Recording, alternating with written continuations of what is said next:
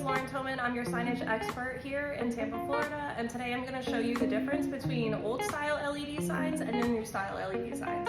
Here I have one of the older style LED signs. As you can see, these signs have 3 individual light bulbs that make up red, blue, and green lights. When these lights are put together, that's how they make all the other colors that show up on your sign. Having more bulbs obviously means using more electric. Another thing about these older style LED signs is that the backs of them aren't weather resistant. As you can see, there's nothing covering all the electronical ports on the backs of these signs.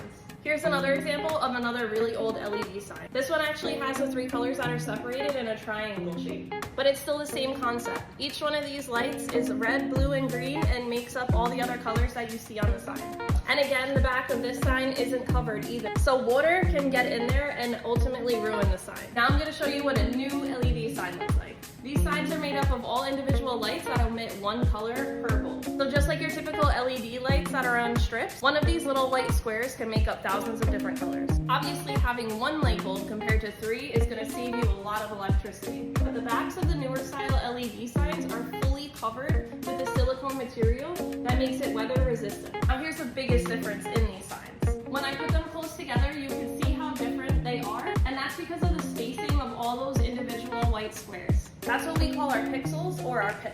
The sign on the left is 10 millimeters between each light. The one on the right is 6 millimeters between each light bulb. So just like the pixels on a television, the closer the lights are together, the higher definition it's going to be. With something like a 6 millimeter sign, you'll be able to see almost freckles on somebody's face. The 10 millimeter sign does do a really good job though, especially if the sign is far away from the people who are going to see it. The crazy thing to me is that when I started working with these signs, I thought all of them looked like this. Until you get up close, you really don't realize that every sign is almost all these individual colors. The problem is that ultimately, these signs can't omit every single color, and your signs will end up looking a little funky and bland. You can't do images such as background fades or human faces. Only have a certain amount of colors that you can work with on these signs. With the newer style LEDs, you get every single color that you can think of. Another fun fact about these signs that you might not know is that they all come in the shape of a square or a rectangle. Now when you see those big billboards that you drive by at night, you'll know that they're all put together with a bunch of little tiny squares. When I put these 2 signs together, you can see how far apart the red, blue, and green lights are spread out. That means that this sign doesn't have a very high resolution.